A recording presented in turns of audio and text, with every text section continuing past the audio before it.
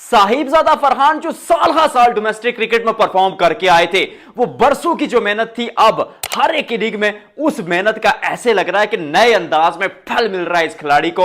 और 9वीं सेंचुरी टी20 क्रिकेट में दागी, उस पर चर्चा करेंगे। बहुत कुछ है बात करने को, लेकिन उससे पहले आपको एक चीज बताऊंगा। क्या आपको मालूम है कि 2021 और 22 में जब साहिबजादा फरहान डोमेस्टिक क्रिकेट में अपनी पीक फॉर्म में थे, एक साल 1500 से ऊपर रन, अगले साल 1200 से ऊपर रन, फिर उनके बारे में बातें होने लगी कि इनको पाकिस्तान क्रिकेट टीम में खिलाया जाए, तो उस वक्त की जो सिलेक्शन कमेटी थी वो सामने आती है और कहती है कि साहिबजादा फरहान की तो टेक्निक ही ऐसी नहीं है कि ये इंटरनेशनल क्रिकेट खेले और सरवाइव कर पाए। यानी बड़े फोरम की जो क्रिकेट है, जो टॉप टियर क्रिकेट है, उसमें साहिबजादा फरहान खेलना तो दूर की बात, सरवाइव ही नहीं कर सकते, ये उस वक्त की सिलेक्शन कमेटी कहती थी। और उस वक्त के जो कुछ ऐसे लोग थे जो इतनी पावर में थे कि वो ओपनर्स थे भी नहीं, मेकशिफ्ट ओपनर्स थे, लेकिन फिर भी ओपनिंग को नहीं छोड़ रहे थे। और उसके चलते चाहे अब साहिबजादा फरहान हूं, उमर बिन यूसुफ हूं, हसीबुल्लाह खान हूं, उसके अलावा अगर देखा जाए तो इवन फखर जमान भी अपने नंबर्स पर उन खिलाड़ियों की वजह से नहीं खेल पाए। नो ऑफेंस टू देम, मैं उनके कोई अगेंस्ट नहीं हूं। I still love one of that player जो मेरे दिल के बहुत करीब है। और मुझे ऐसा लगता है कि उन दोनों में से अभी भी पाकिस्तान टीम में एक की जगह बनती है। लेकिन जब वो दो खिलाड़ी बतौर ओपनर खेलते रहे, तो फिर डोमेस्टिक क्रिकेट में परफॉर्म करने वाले खिलाड़ी अपने लहू पर अपना ही खून तराश रहे थे, क्योंकि पाकिस्तान क्रिकेट बोर्ड और उसके बड़ू ने और पाकिस्तान क्रिकेट टीम के तगड़ू ने अपने हाथों पर दस्ताने पहने हुए थे।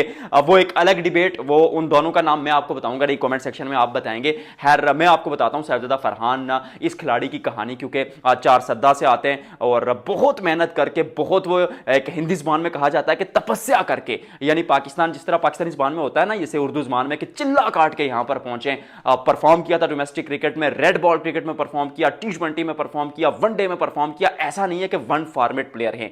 और जब आप लॉन्गर फॉर्मेट क्रिकेट खेलते हैं तो फिर आपकी टेक्निक अगर उस पाए की ना भी हो, तो फिर भी आप वो डोमेस्टिक क्रिकेट की पट्टी में पके होते हैं। और फिर उस बट्टी में जो पककर सामने आता है, उसको पता होता है कि परफॉर्मेंस कैसे करनी है, रन्स कैसे बनाने हैं। That's what Sahibzada Farhan is capable of. और उनकी हर एक जो बारी है वो इस बात का मुंह बोलता सबूत है।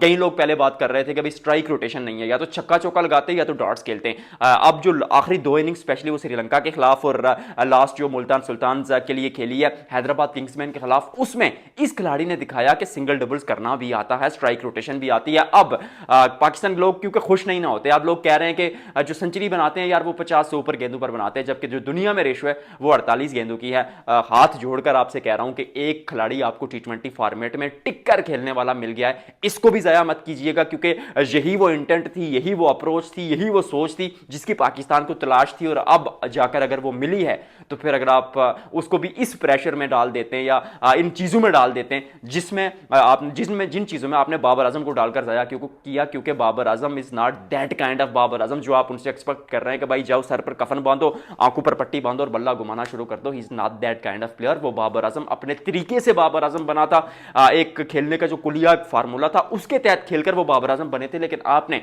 उनसे एक्स्ट्रा एक्सपेक्ट किया और उस चक्कर में उनकी फॉर्म वो ना यहां की रही ना वहां की रही। और साहिबजादा फरहान को आप खेलने दिया जाए, उसी तरह से खेलने दिया जाए, क्योंकि आप दुनिया जो क्रिकेट खेलती है वो 250 ठीक है 260 वाली खेलती है, लेकिन वो बल्लेबाजी के जोर पर मैच जीतते, जबकि पाकिस्तान अपनी गेंदबाजी और स्पिन गेंदबाजी के जोर पर मैचेस जीतता आया है। तो इस तरह का बल्लेबाज उस कल्चर में जहां बल्लेबाजी इतने तेज करने का कल्चर नहीं है, वहां आता है। लाजवाब बैटिंग उन्होंने की, उनके नाम के आगे अगर देखा जाए तो अब 9 टी20 सेंचुरियां हैं, उनसे ज्यादा क्रिस गेल ने 19 सेंचुरियां लगाई हैं। फिर नंबर 2 पर बाबर आजम की 11 सेंचुरियां और नंबर 3 पर डेविड वार्नर की 10 सेंचुरियां, और फिर उसके बाद कोहली, रायले रूसो और साहिबजादा फरहान की 9 सेंचुरियां। वेल डन साहिबजादा फरहान, क्योंकि इसी तरह खेलते रहिए। जिस बैकग्राउंड से आप आते हैं, जिस मेहनत के साथ आए, वो हमने देखी है। लोग भूल जाएंगे, हम नहीं भूलेंगे। और ये जो बारी थी, ये एक स्टेटमेंट थी, क्योंकि इस साल साहिबजादा फरहान के बल्ले से और भी बहुत ऐसी बारियां आपको देखने को मिलेंगी। और अब जो मॉडर्न डे वनडे क्रिकेट है वो भी टी20 के आसपास ही रह रही है। तो 2027 का वर्ल्ड कप साहिबजादा फरहान के लिए एकदम आन है।